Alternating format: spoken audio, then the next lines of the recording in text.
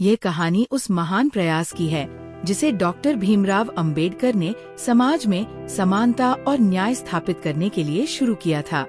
1924 में डॉक्टर अंबेडकर ने समता सैनिक दल की स्थापना की।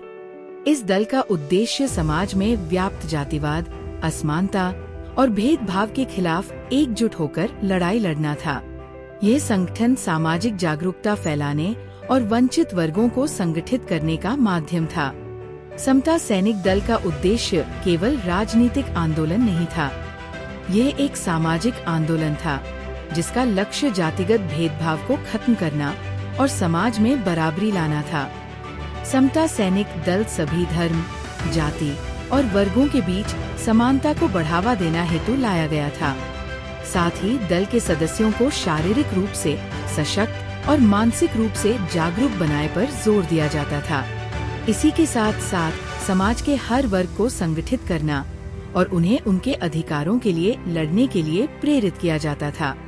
हालांकि समता सैनिक दल का उद्देश्य बहुत महान था, लेकिन ये आंदोलन ज्यादा समय तक प्रभावी नहीं रह सका। इसके पीछे कई कारण थे, जैसे दल को चलाने के लिए आर्थिक संसाधनों की भारी कमी थी। डॉक्टर अंबेडकर ने अपनी व्यक्तिगत आय और सीमित संसाधनों से दल को चलाने की कोशिश की, लेकिन इसे बनाए रखना कठिन हो गया। इसके अलावा दल के सदस्यों में अनुशासन और समर्पण की कमी थी। कई लोग आंदोलन के विचारों को पूरी तरह से समझ नहीं पाए और इसे लंबे समय तक जारी नहीं रख सके।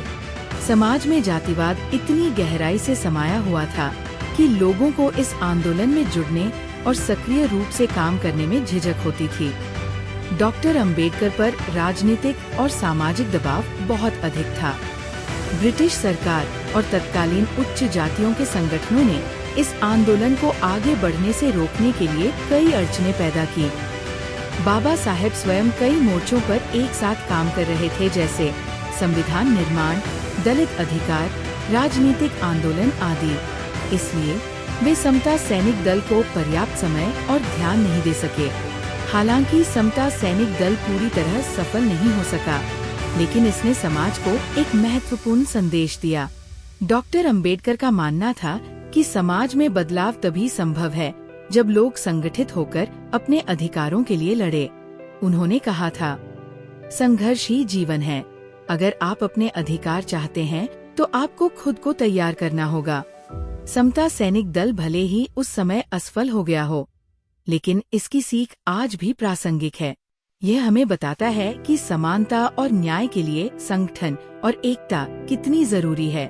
बाबा साहेब का सपना एक ऐसे भारत का था जहां हर व्यक्ति को समान अधिकार और सम्मान मिले।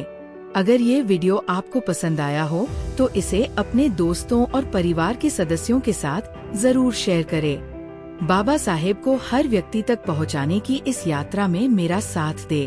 आपके एक सब्सक्राइब से मुझे हिम्मत मिलेगी और मैं आप सभी के लिए और बेहतर वीडियो ला पाऊंगी। जय भीम, जय संविधान।